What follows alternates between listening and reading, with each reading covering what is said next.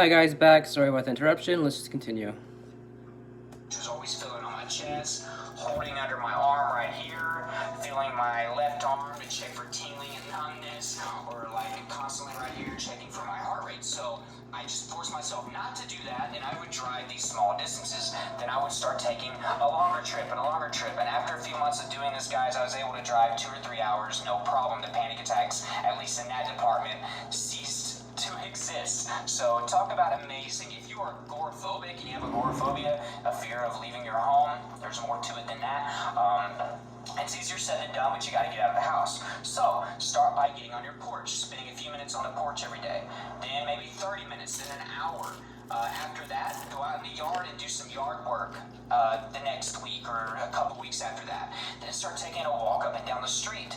Gradually, you are exposing yourself to these fears, and guys, it works wonders on your anxiety. There were things like going to the hospital terrified the heck out of me, but I couldn't be selfish. I needed to visit friends and family that were in the hospital. Seeing somebody else suffer really triggered my health anxiety and panic attacks, especially if it was a heart issue. I had an uncle that had a really severe heart condition, and he was young. So whenever I would see him in that situation or go to the hospital, whenever he was there, I had to really freaking tough it out. But I wanted to go. Whenever he passed away, I went to the hospital, even though it was a huge trigger for me, especially with his condition. I was there whenever he passed away, and I'm glad that I was able to be there, because otherwise I would have been afraid, and just shamefully, cowarded out of doing it. So you can see how this helps you guys. It's crucial to do this, but guys, you got to use everything that you got around you.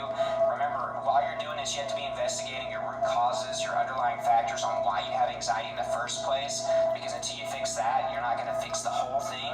You can manage it quite well with all these other things like I talk about, like you make sure that you're eating a plant-based diet and eating healthy. You are what you eat. What you eat, it helps with brain chemistry and your overall health. That's going to give you reassurance, especially if you have health anxiety.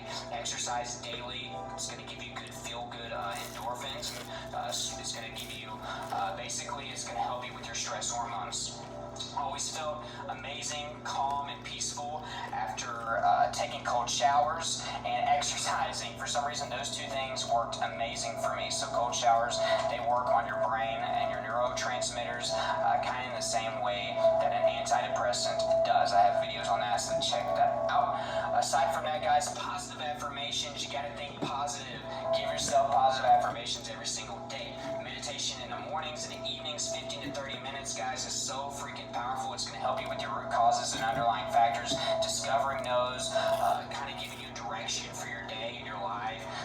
You can meditate on your goals, your life aspirations, what's working, what's not working. Imagine your life without anxiety every single morning, and eventually that reality, that'll become the reality for you, which is amazing. Follow that up with journaling. Guys, actually, I'm going to put a video at the end of this. It's a review of a journal, meditation journal that I did. It's amazing. The layout is unbelievable. It'll help you learn how to meditate and journal at the same freaking time. These are two major things I tell you at the end of my video. So I'm going to put that there, and I'm also going to put the link for that journal in the description below if you want to check that out. Aside from that, guys, multivitamin. Make sure you're taking it. Often our diets are not good enough to get all the nutrients that we need. That might not help you with your anxiety. I have an anxiety store down below. It's got a ton of books on various anxiety disorders and some vitamins as well that I use, recommended products that I use. So thank you so much for that. I hope you have a great day. You just need to be using every avenue that you can. And exposure therapy, guys, is one of the best ones that you can use. So subscribe if you haven't. Hit that notification bell so you get updates whenever I put my videos out. Make sure to like this video if you got some value. And again, leave me a comment if you've ever tried exposure therapy, guys. I hope this video helped you out. Thank you so much, and have a great evening.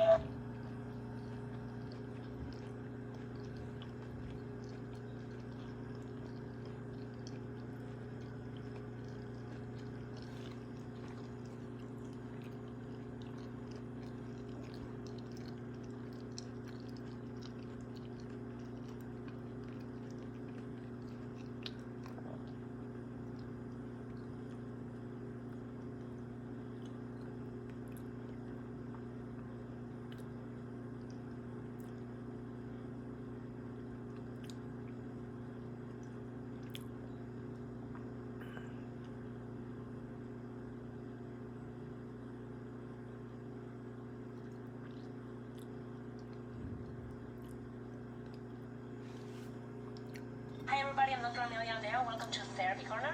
And today I wanted to talk to you about exposure. Exposure is a key component of cognitive behavioral therapy, of CBT, and I've been talking about it a lot in my videos. So I figured today I would spend a few minutes sort of giving you a good overview of what exposure is, what it isn't, and what are the key benefits. So stay tuned. So exposure is a key component of CBT, of cognitive behavioral therapy, for the treatment of anxiety disorders. And it's very simple. It basically entails coming into contact with all those situations, people, emotions, etc.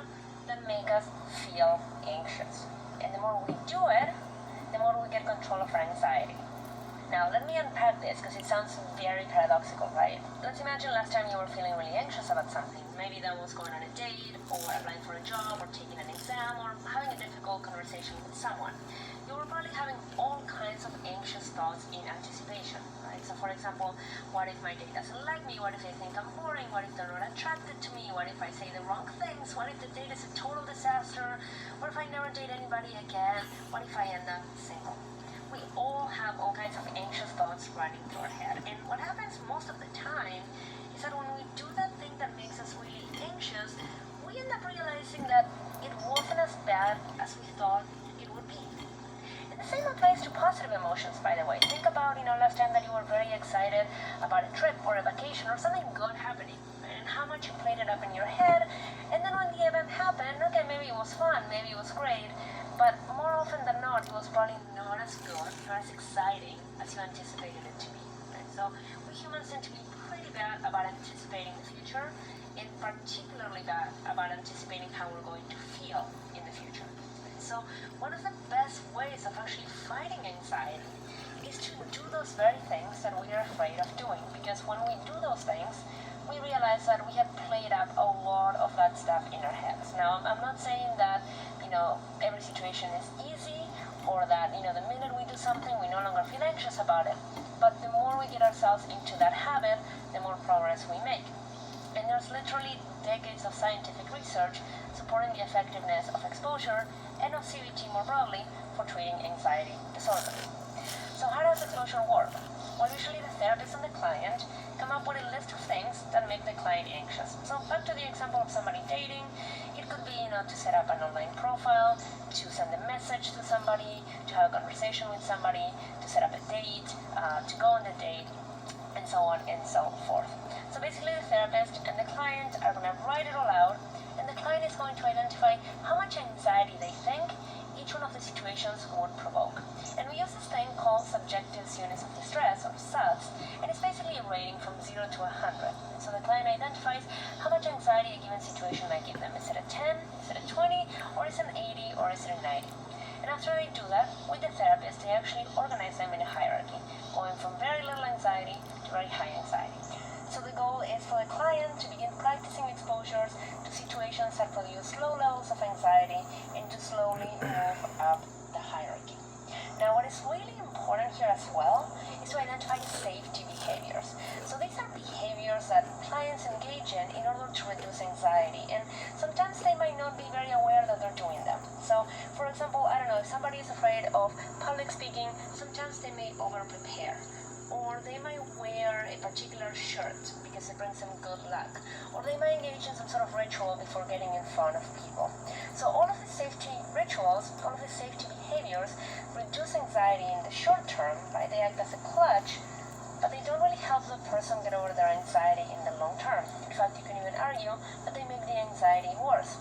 So as clients move up the fear hierarchy and they face situations that are more and more anxiety-provoking, it becomes really important to begin to eliminate or to remove those safety behaviors. So for example, you could give a talk in front of people with your favorite, lucky shirt, and then give the same talk or a similar talk to that group of people without the lucky shirt.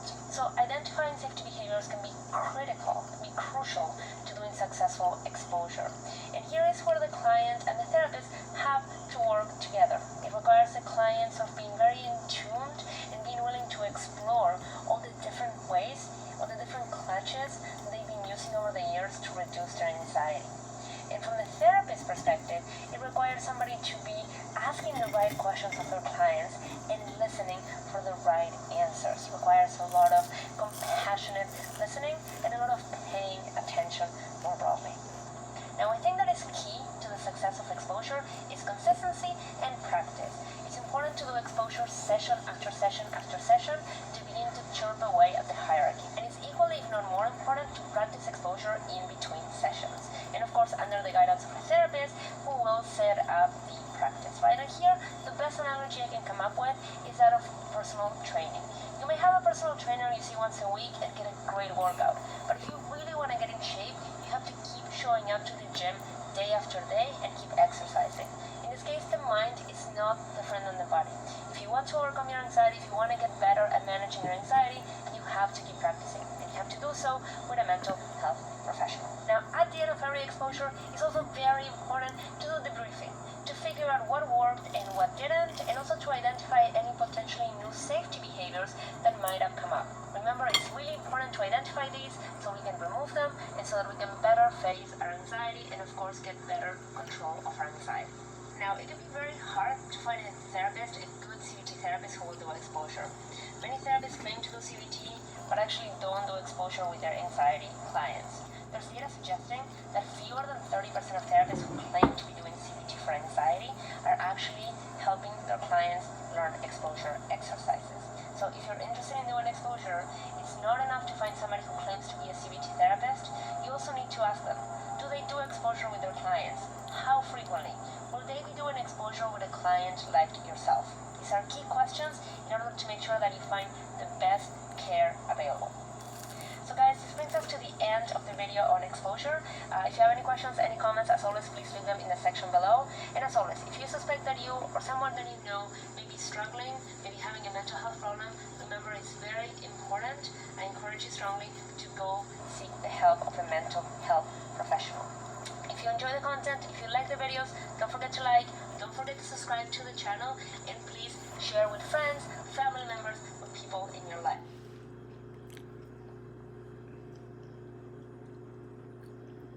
So the exposure part of the video is done. I'm gonna show you guys. I've eaten most of the food. And I had a bit of trouble trying to figure out what my anxiety level would have been. I mean, coming down. I just found it a bit hard today because I was just zoning out a lot. I don't know why. I went from a 10 to a 10. I don't know why I was zoning out. I was just you know, like I was just like somewhere else for a little bit. Maybe it's because I've been doing this so much. I think it has more to do with the fact that I didn't eat a lot yesterday. Like I didn't make an exposure video yesterday. And I apologize for anybody who was counting on one happening yesterday. As I did make a tease. I do remember making a tease on Friday saying there might be a video Saturday about my social anxiety. Where I was basically going to do like a live demonstration of my social anxiety and like maybe doing a exposure, like showing how it affects me, like the thoughts I'm having, the breathing could be shallow. I could just be more hyper aware of like everyone around me. I think they're all thinking about me and talking about me and judging me, mostly judging me. And I thought about that for Saturday. I even was out Saturday. A couple things came to mind to why I didn't do that. One, I live in a city, a province of Canada. In Canada we have states. In Canada we have provinces. In America there's states. I live in a province of Canada where the law is you can't record someone else without their permission. So I can record myself, right, in my car. I can record myself. If I was to go into a public place and start recording people, it would be illegal. I need the permission, right? Second thing is, I don't know, like, how much it could help. I want to discuss this further. What I want to say is, like, I had very bad social phobia, and then it's kind of hard to have social phobia when you don't have friends. You know what I mean? Like, social phobia is something that I want to make a video on. I want to show people that part of me. Because I'm not just a person who has choking phobia. I mean, these are primarily my videos are about. I also have this other thing. And you know, I'm still thinking about it. I'm not a big fan of like displaying sick people for like benefit, for like money. Remember that Maury thing I showed you guys? There was like a person with a bunch of weird phobias, and then they like basically got her scared. She was scared of like flowers or mangoes or something. So they got a whole bunch of flowers out there, and she freaked out. And then everyone's like laughing at her, and then backstage to do therapy. That's not the type of videos I want to make. I don't want to make these crap videos where it's like, oh, look at this guy who has a mental problem, and let's make fun of him because it's interesting, or let's laugh at him because it's funny. No, that's not the right way to go. What I do want to do is show perhaps how someone who has social phobia would like live their life on a daily basis. And I'm pretty sure you guys know at least enough about me over these last three weeks to realize that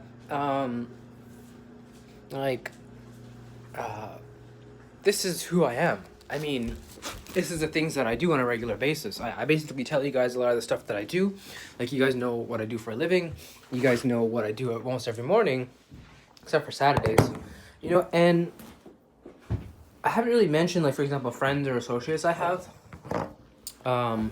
Basically because it's like for privacy reasons, and also because it's like I've been very tentative about broaching the subject of social anxiety with the viewers on this.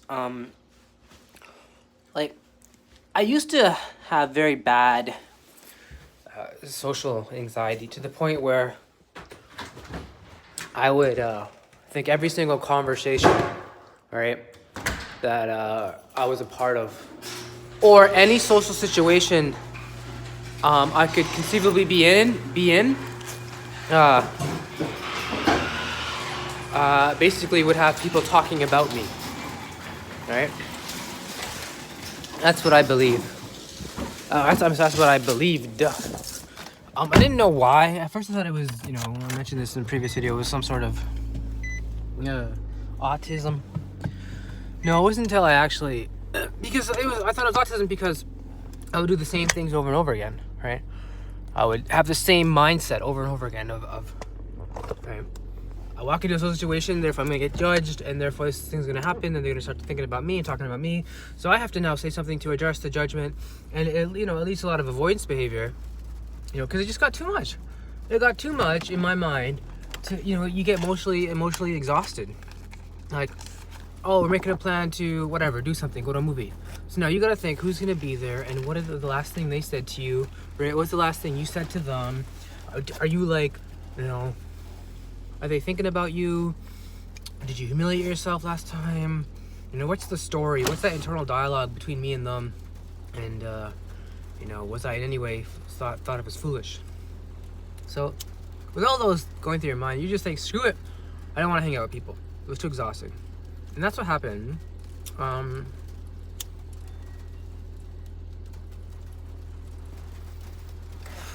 The doctor said I had social anxiety.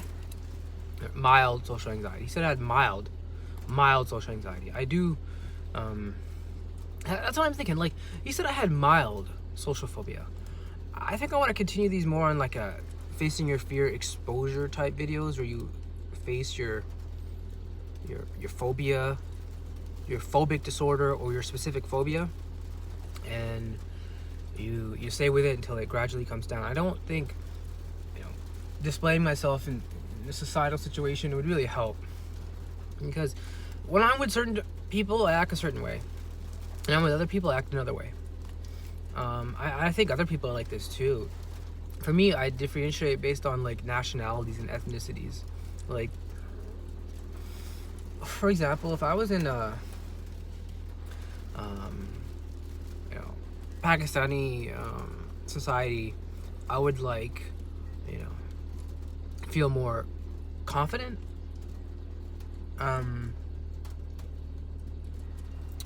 Simply because I look the part as someone who, you know, probably goes to school or work, you know, I mean, has marriage prospects and looks normal, right? Because in Pakistani cultures, there are no visible, like, in Pakistani cultures, you know, no one really knows the symptoms of anxiety. This isn't any traditional culture, really. They don't know the symptoms of anxiety, so they think since you look normal, right, just basically purely on physical appearance, that therefore you're not anxious, right?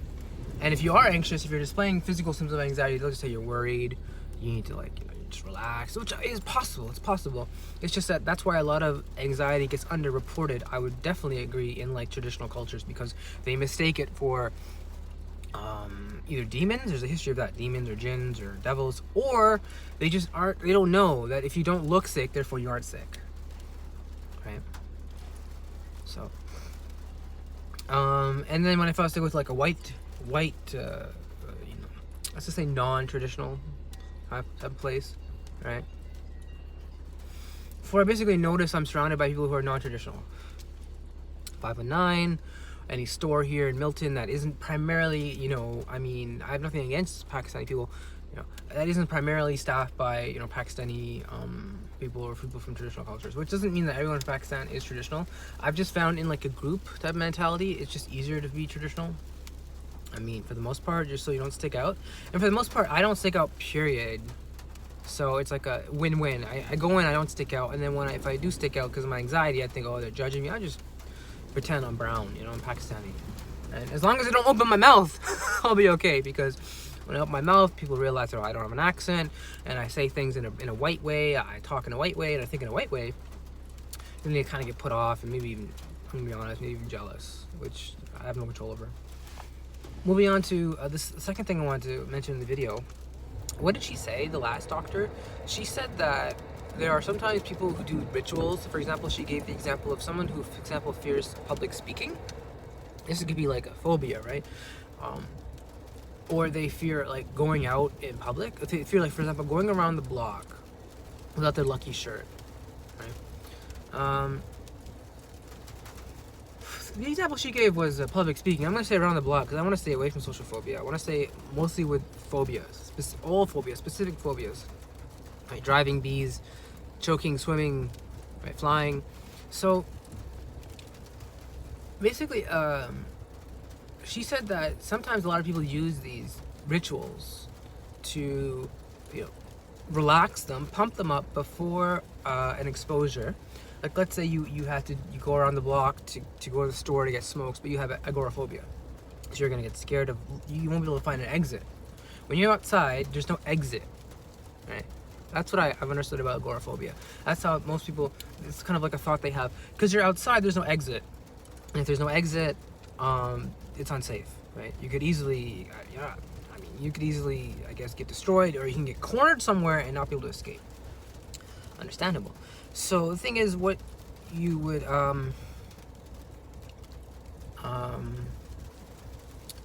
want to do, obviously, is go around the block, go to the store, get smoked, come back, and be happy. Obviously, that's not going to happen the first time. So what she noticed, I guess, with her patients or with her case studies, is that a lot of patients don't even bother trying to do it. They engage in avoidance behaviors, and if they actually do muster up the courage on a rare occasion to do it, they use something called a ritual. Like, they get their lucky shirt, right, and then they do it, right? Which is not right, because then your body begins to associate a shirt, right, with, like, good. Like, I mean, that's great if you have an infinite supply of those shirts always with you. I mean, you can't wear that shirt all the time, you understand? And I mentioned this before, there's some goals worth doing, there's some exposures worth doing, and some not. Depends on how much you want to live, how happy you want to live. Because you're retraining your brain into thinking that something that is scary is not scary. Some things are scary, like ghosts and terrorism and earthquakes. So you don't want to retrain your brain into thinking those things are not scary. You need to retrain your brain to thinking things are not scary for things that I guess you could call society or nature, or that have been established by tradition and history to not necessarily be scary. Going to walk, flying, eating, you know, walking around the block, fixing air conditioners, you know what I mean? So that's the problem. And I've noticed that problem. Before I started making my videos, I noticed that problem a lot. What I mean by that is I would do a ritual, right? Like I would wake up and do my prayers, and I would even do prayers before that, and then I would like, you know, maybe have a little bit of something to eat, and then I would like do a whole like hour of like listening to a lecture, taking notes, and before that, or maybe after that, I do like maybe a 5-10 minute recitation of like the Quran verses and prayer on the Prophet, peace upon him, sallallahu alaihi wasallam. That would be how I'd start my day, which is not I mean, it's a great way to start your day from a spiritual point of view and a religious point of view and a Muslim point of view. A psychologist would definitely say, though, besides the magical thinking, which obviously they believe that praying to God is magical thinking. You know, that's something to consider. I don't, you know, that's something to consider in psychology. I want to focus more on this idea of the ritualization of it. The fact that you're doing something just because you want to avoid harm, right? I'm praying and doing it because I want to not choke. The only problem is with this is a psychologist will tell you, no matter how much you pray, it will only relax you enough so you can begin the exposure. If you're in denial of doing the exposure, if you just say, I'm going to do this prayer and then relax and then eat, your body will associate the prayer with safety, which, you know, I mean, prayer is safety. I mean, we've been taught that. A psychologist would say, though, the safest thing to do if you have this fear is to just face it and not get all, you know, they would say do relaxation exercises, maybe like an hour, not an hour and a half, 2 hours, maybe do like 30-40 minutes. I mean, depending on how anxious you are. And then do your exposure, knowing full well you relax because you had to do an exposure, not because you did a prayer and therefore God will protect you. Now you're relaxed, so therefore whatever you're going to eat. Still having the fear, because it's a mindset. When you're eating and you're not really taking it seriously, you're like, oh, I prayed so God will protect me. And that's a lot of faith you got to have. I mean, that's definitely a good thing to want. For me, I've been taught that psychology says face your fears. And if your fear is choking on food, it doesn't mean you should pray for an hour and a half and then completely just like not care about measuring your anxiety or staying with the anxiety when it's the food's getting into your throat and allowing it to, you know, to go through your body. No, that's not that, because you would do what I would do is I would blame it on the devil. I would say Bismillah, I would pray a lot, I would be in a state of wudu at all times. It basically means I'd be in a ritually pure state at all times. And I'm serious, even if I was to break my wudu like accidentally, if I was to, you know, whatever, for example, if I was to break wind and therefore I'd break my wudu, I'd go back to the bathroom, do the whole wudu thing again, which would take about 5 minutes, and then come back out and then continue eating. So it's almost like you're in denial. It's almost like you're in denial of your anxiety, which will just train your brain into thinking that there's nothing wrong, right? And then since your brain will think there's nothing wrong, right, you'll not eat. Because you'll think, oh, God hates me, I didn't pray enough, therefore since I didn't pray enough, that's why God is punishing me, right? Because I'm gay, I delayed a prayer, you know, I'm not pronouncing the words of my Quran correctly. I could come up with a gazillion different reasons to feel guilty. And they'll all come back to, therefore, God doesn't want you to eat. Right? God wants you to, you know. Then I get into this OCPD mindset with this hyper-religiosity, thinking crazy thoughts like, well, you know, the great sheikhs of the past fasted a lot, and it's great to fast. I'm not saying it isn't great to fast. Fasting is amazing. I'm saying do it for the right reasons. If you're doing it just so that you'll feel that, you know, God will protect you from your choking phobia, it's awesome. I mean, simultaneously, though, you should also be working on your choking phobia from what science has said. I mean, God, the Prophet ﷺ has said, there was a man who was going to the mosque, and he was on a camel. He got off his camel and then just basically walked into the mosque. And the Prophet ﷺ said, you're just going to leave your camel there? And he said, basically, I trust in Allah. And the Prophet ﷺ said, tie your camel and trust in Allah. Right? Basically means do the work in this world that you have to do. Because there's people out there who are going to steal things.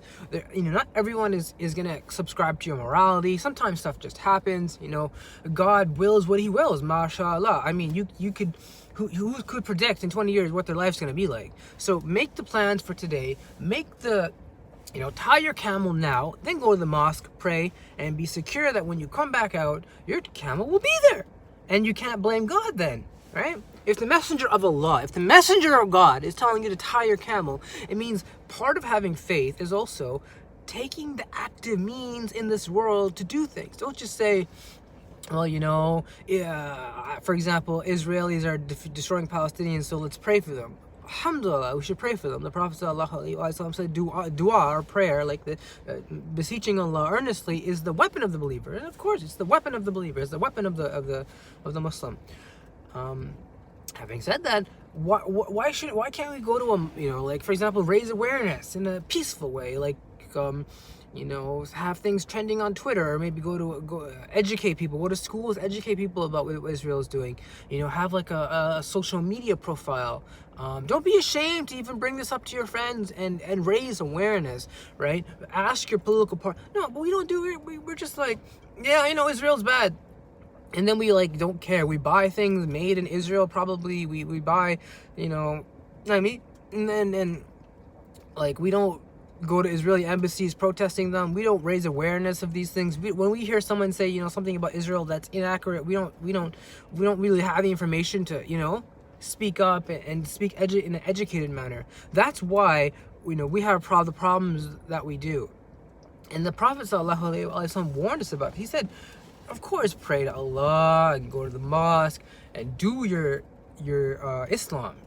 There's another part of Islam, though, that he was trying to teach us here, which is to take the active means to, you know, get better.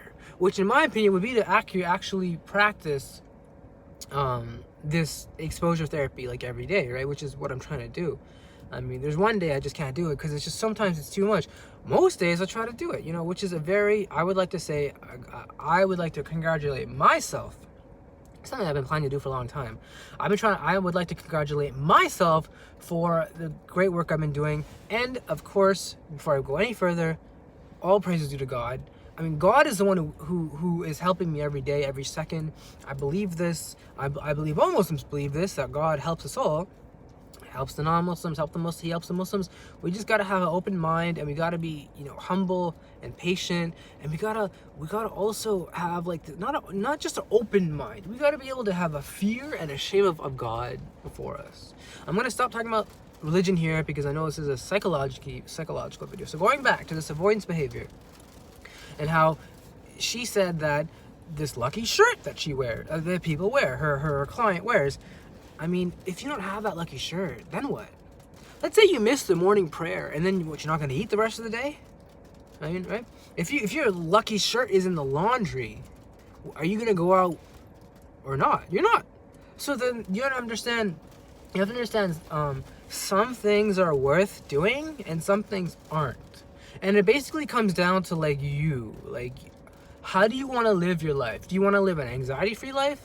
Okay, then do the following things: exposure therapy, deep breathing exercises, staying mindful, staying with it, making YouTube videos. Do you want to live a life full of nur, as they say in Islam, light and blessings and being near to Allah? Well, then pray 5 times a day, do your fasting, 2 days a week, read your, do your, what's known as like a litany of prayers you could basically recite in about 10 minutes, stay in a wudu all day, subscribe to different channels that have, professional quality Islamic lectures that you can take notes on, right? What the Prophet ﷺ, and this is what I also believe will help me, is to combine the two. Combine the exposure therapy with the religion. Because what happens is there's like a rainbow, right? My bisexual orientation. It's like a magnet. You know how you have a magnet on this end, another magnet on this end? They'll never, get together. There'll always be this, thing that will stop them, and that thing is my sexuality. It will never allow my exposure therapy and my religion to be, all right, we got a deal. That'll never happen, because there is this magnet, which is your homosexuality. And unfortunately, it won't allow the two. It just won't. Trust me, you get 2 magnets. Like go to your fridge right now. I'll wait. Right? Get 2 magnets and try to put them together. If they are getting together, then my theory is wrong. Because what I was really trying to think about is those other magnets. Those big ones that you get like at a chemistry store that can pick up like 80 paper clips? I mean those two. So I'll wait till you get to the store and come back. I'm kidding, I'm not gonna wait that long. Point is, if you're at a store and you want to get magnets, or if you know what these things look like. I mean, I was in elementary school when I was first exposed to this. They're basically just big magnets, and you do realize they have two poles, a positive and a negative pole, and that's what connects it to, right, the metal. That's what causes the magnetism, the magnetic field. If you were to put the positive pole with another magnet, who also has their positive pole, they won't go together, right? They'll be this, trust me, there'll be a force that will push, that won't stop them from actually clamping together. That force is the magnetic field. What I'm trying to say is that magnetic field is my sexuality, and the one, magnet is exposure therapy, the other magnet is Islam. So they'll never come together. I'm sorry. That's just, we know this. I mean, this should not come as a surprise to anyone that Islam and homosexuality are not going to be like the best of friends. Right? Like if Islam opened a business and homosexuality came in for a job interview, it would be more like, well, we basically aren't going to say we're not going to hire you because it's against the law. We are going to, though, just, let you know. That's basically how it is. So I just, it's good. This isn't surprising. This is just something I want people to know. Especially people who come from traditional cultures. They shouldn't be shocked at these ideas about psychology and about the inherent, you could say, schizophrenic relationship between Islam and homosexuality. I say schizophrenic because I'm the one who's doing it. I mean, thematically, we can discuss it. It's easy to discuss in debates and, thematically and philosophically. Well, what does this mean for the Muslim? When you're actually living it every single day, it's a bit, it's more practical. You realize things differently, or just more pronounced. You realize things more pronounced rather than reading it in a book or a lecture,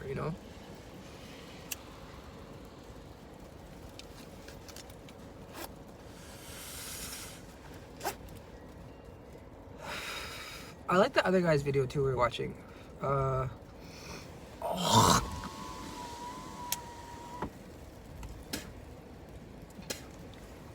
guy was like talking about, it was like he had agoraphobia or social anxiety, and how he would drive around sometimes and he would get panic attacks and he'd have to pull over. Which is common. People who have panic attacks sometimes when they're driving, they have to pull over, or they just avoid the situation altogether. A lot of the times, if they work up the courage without enough relaxation exercises, without proper counseling from a mental health professional, they would end up getting on the side of the road and just, having a panic attack. They'll never find it.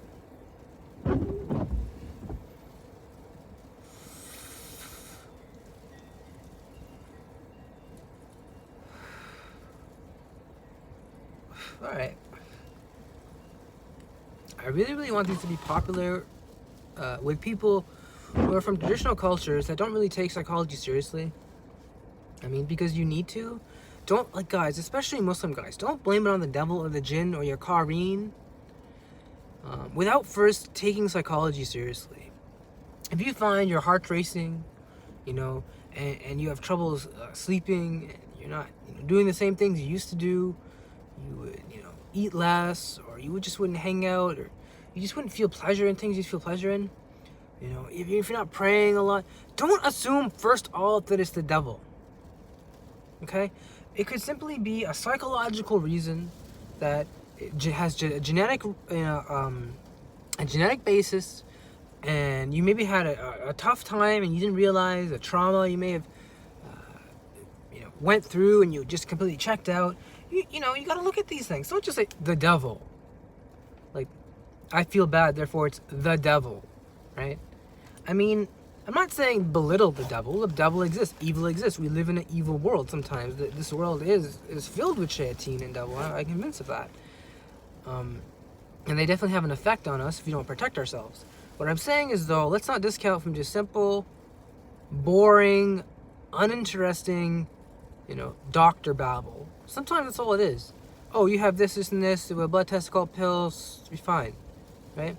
Or no, you have this, and you need to do this, and this, and start exercising.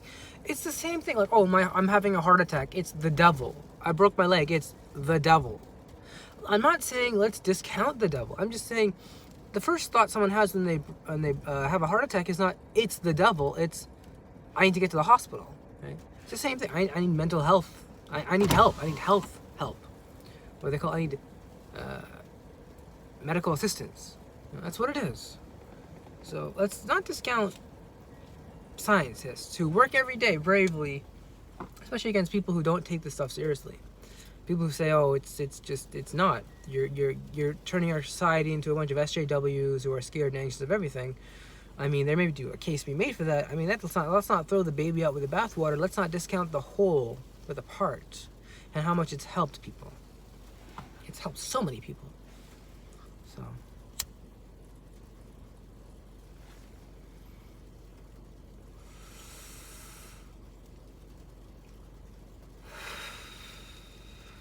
Just an aside, I'll end up with this. As I said earlier in the video, I did go out earlier, yesterday, and I felt anxious. I wanted to go. I was planning to go to Square One, which is a big mall here, to do the Christmas shopping. And I said, this is the mall where I basically had my first panic attack. Kind of first panic attack, at least the ones that my friends saw. So I want to go back there, face my demons, and kind of like have some sort of closure. So I tried to do that, and I actually called one of my friends to come with me, and he's like, well, let's go to a different mall. So we went to a different mall, you know, and I felt good. Here's how I went. At first I felt anxious, right? Scared, like, I felt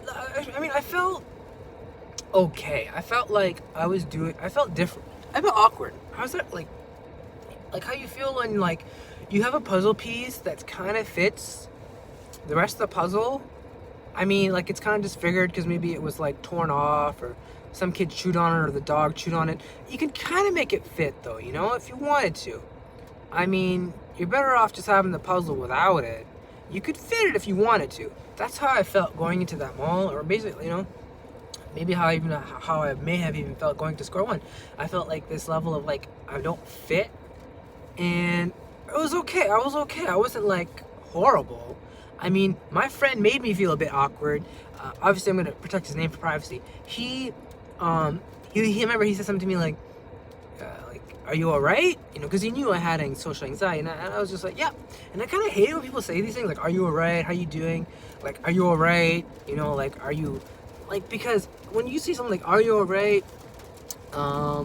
It makes you feel like, you know, on the spot, like, I could have been like, well, to be perfectly honest, I'd love to be home and just like kind of shop and get everything. It's just I'm going here because I can actually physically pick it up. I don't want to wait till Wednesday, blah, blah, blah. And the other thing was, I said I'm good. And then he was like, all right, because it looks like you're anxious. And I hate it. I absolutely hate it when people say, oh, it looks like you're anxious. I mean, because like there are no physical manifest symptoms of anxiety. That's why it comes to me, I think, logically. Like, I'm a very emotional creature. When someone asks me, oh, you don't look anxious, I would just fly off the handle. I'd be like, well, F you don't know my life. You know, I get into this whole thing. Physically though, you gotta understand, there are no physical manifestations of anxiety. So if I look like this, right, you've seen me being anxious, not being anxious. There's very visible signs. You can be crying a little bit sometimes. For the most part, though, you have this feeling that's in your body that you need to be okay with, right? So I actually said to him, I was like, when he said, "Oh, you look anxious," I said, "Oh, I look anxious," and then I said, I didn't know anxiety had, you know, like manifest. Like, I didn't know anxiety had physical symptoms. He's like, do you know? And then I said, do you know any physical symptoms of anxiety? And that's when I guess he kind of like said, I guess I don't. Because I said, basically, unless you have like a blood pressure monitor or a heart monitor, you know, it's basically all comes from what the person says. Anxiety is highly based on what the doctor hears from the patient. Oh, doctor, I can't go to the bus stop because I'm scared of what people will say. They'll judge me, right? It's not like, it's not like, you would go to the bus stop with them and you could see, like, you know, a physical manifestation of their anxiety. That just wouldn't be practical. You know, where the doctor said, okay, I'm going to go with you to the next bus stop and I want to see this physical manifestation of the symptoms because I've never heard of it. No, they're going to be like, it's, you know, social anxiety. So.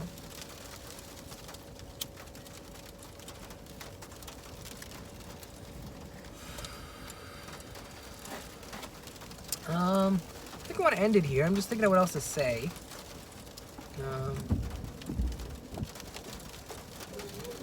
we talked about the guy. One more thing. He was very proud of having a nurse as a mother. I like that. I mean, to have a nurse as a mother when you're suffering a mental health problem would be invaluable. I think I'm gonna just wrap it up here. I've been ranting for a lot. I think I've covered a lot of the thoughts I want to say. So remember, guys, went from a 10 to a 10, and remember, guys, stay with it.